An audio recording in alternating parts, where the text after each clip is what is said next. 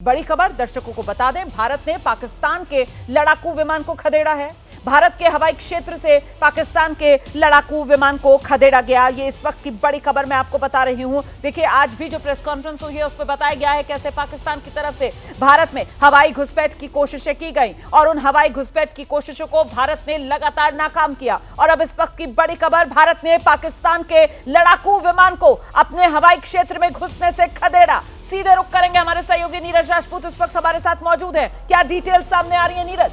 हाँ बिल्कुल रोमाना, जब ये अटैक किया गया पाकिस्तान की तरफ से तो पाकिस्तान के जो फाइटर जेट्स थे उन्होंने भी जो हमला करने की कोशिश की। ऐसे में भारतीय वायुसेना ने भी अपने फाइटर जेट्स को स्क्रैम्बल किया।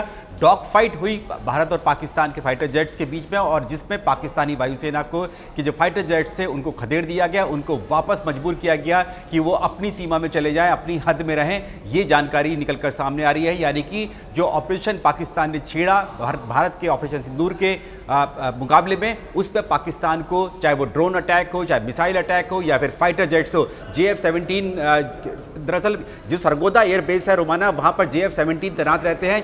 इसीलिए शायद भारत ने ये बड़ी कार्रवाई सरगोदा एयरबेस पर की है, क्योंकि वहाँ से उनके फाइटर जेट्स ने उड़ान भरी थी भारत में हमले की। ये बड़ी जानकारी हमारे सहयोगी दे रहे हैं। और इस बीच आइए जरा जल्दी से आपको लेकर चलेंगे, हमारे साथ स्क्वाड्रन लीडर रिटायर्ड वर्षा कुकरेती जी भी मौजूद हैं। जरा वर्षा कुकरेती जी से समझते हैं। ये वर्षा कुकरेती जी, जिस तरीके से पूरी की पूरी ये सिचुएशन और ये एक इवॉल्विंग सिचुएशन है, इसका जिक्र भी आज की इस प्रेस कॉन्फ्रेंस में किया गया, आप किस तरीके से देख रहे हैं इस सिनेरियो को? जी, सबसे पहले शुरुआत तो पहलगाम से हुई। हम सभी सारा हम फॉलो कर ही रहे हैं। फिर हमने ऑपरेशन सिंदूर किया, जिसमें कि हमने उनके टेररिस्ट बेसेस को ही फोकस किया। हमने ना सिविलियन पे किया, जबकि हमारे पास इतनी कैपेबिलिटी है कि हम पाकिस्तान को पूरा 2 बार हम नष्ट कर सकते हैं। पर हमारा बहुत ही कंट्रोल्ड रिस्पांस था। और जैसे कि हमने कहा कि हम टिट फॉर टैट करेंगे, हमारा जो रिस्पांस रहेगा, अगर वो हमारे सिविलियन बेसिस पे अटैक करेंगे तो हमारा भी वही रिस्पांस रहेगा। लेकिन पहला कदम हमेशा उन्हीं की तरफ से होगा। तो जो बात आ रही है कि आज जो डॉग फाइट हुई और हमने उनके जहाज को खदेड़ दिया, ये एक दिन की मेहनत नहीं है, ये सालों साल की मेहनत होती है, जिसके लिए हमारे ट्रूप्स हमेशा तैयार हैं।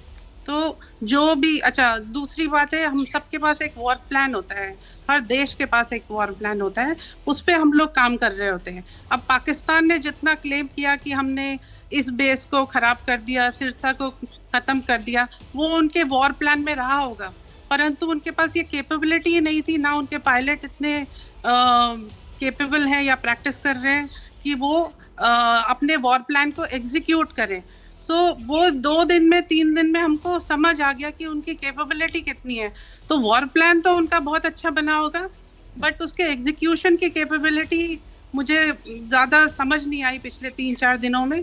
अब रही बात यूएस की तरफ से ये कहना कि मैम यूएस वाले बात पर आप रिएक्शन जरूर दीजिएगा मैम, लेकिन ये आपने बहुत अच्छी बात कही कि साहब ये उनकी वॉर प्लान का हिस्सा रहा होगा। मतलब वो ख्याली पुलाव, वो पुलाव पक तो नहीं पाई, वो ख्याली पुलाव है, और उसी ख्याली पुलाव को देखिए किस तरीके से अपने लोगों के सामने परोसने का काम कर रहा है पाकिस्तान। अब वो ख्याली पुलाव है, उससे किसी का पेट तो भरेगा नहीं, सिर्फ और सिर्फ झूठ भ्रम फैलाने का काम पाकिस्तान की तरफ से किया जा रहा है। इस बीच बड़ी खबर आपको बता दें, भारत में सभी एयरपोर्ट्स की सुरक्षा बढ़ाई गई है। ये इस वक्त की बड़ी खबर है, ब्रेकिंग न्यूज में आपको बताने जा रही हूं। CISF जिसके जिम्मे एयरपोर्ट्स की सुरक्षा होती है, CISF ने एयरपोर्ट पर अपने सुरक्षा बलों की संख्या और बढ़ा दी है। सीधे आपको लेकर चलेंगे, हमारे साथ हमारे सहयोगी अंकित गुप्ता इस वक्त मौजूद हैं। देखिए, CISF ने एयरपोर्ट पर और सुरक्षा बल तैनात किए, ये बड़ी खबर सामने निकल कर आ रही है। अंकित, ये जो प्रमुख शहर है भारत के, दिल्ली, मुंबई, वहां के एयरपोर्ट्स या फिर देश भर के एयरपोर्ट्स या फिर खासतौर से जो उत्तर और पश्चिमी भारत के एयरपोर्ट्स हैं, वहां पर ये सुरक्षा बलों की संख्या CISF ने बढ़ाने का फैसला लिया है। डिटेल्ड जानकारी क्या है अंकित गुप्ता? देखिए, इसमें जो आदेश जारी किया गया उसमें एक लाइन लिखी हुई है, at all civil airports in India.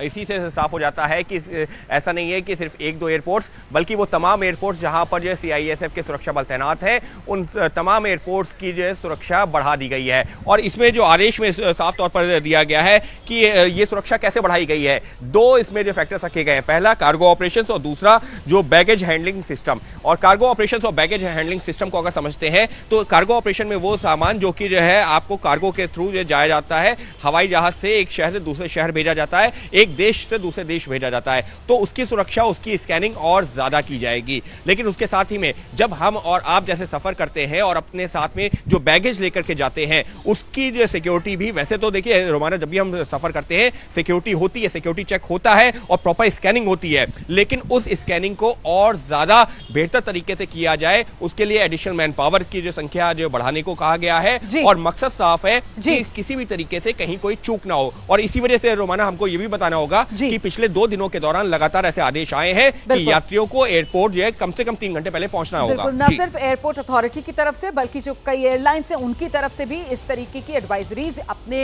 यात्रियों के लिए जारी की गई है। ये आपने बिल्कुल सही कहा अंकित गुप्ता। और अब तो देखिए CISF उसकी तरफ से ये जानकारी सामने निकल कर आ रही है कि देश भर में जितने सिविलियन एयरपोर्ट्स हैं वहां सब जगह सुरक्षा की जिम्मेदारी जहां CISF की होती है, वो अपने जवानों की संख्या में वहां पर वृद्धि करने जा रहे हैं। इस बीच मैं एक बार फिर से रुक करती हूं, हमारे साथ वर्षा जी लगातार बनी हुई हैं।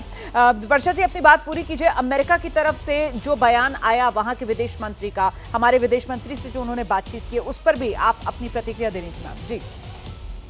देखिए, आज के समय में भारत एक बहुत ही महत्वपूर्ण देश है पूरे दुनिया के लिए।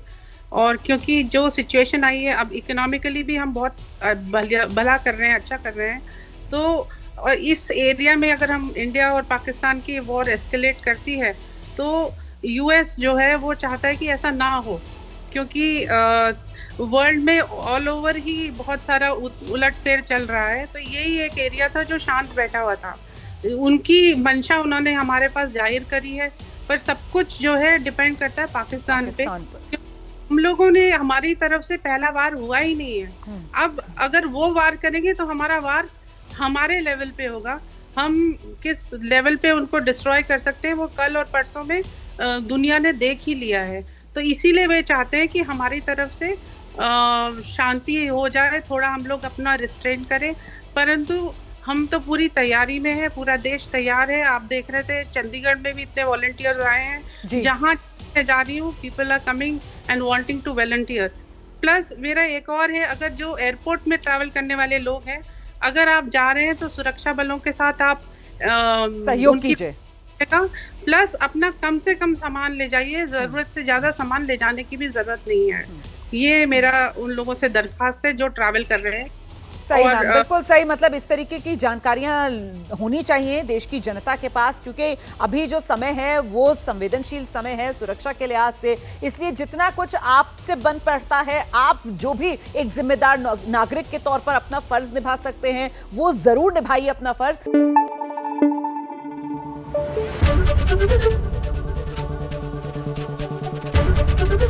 ABP न्यूज आपको रखे आगे।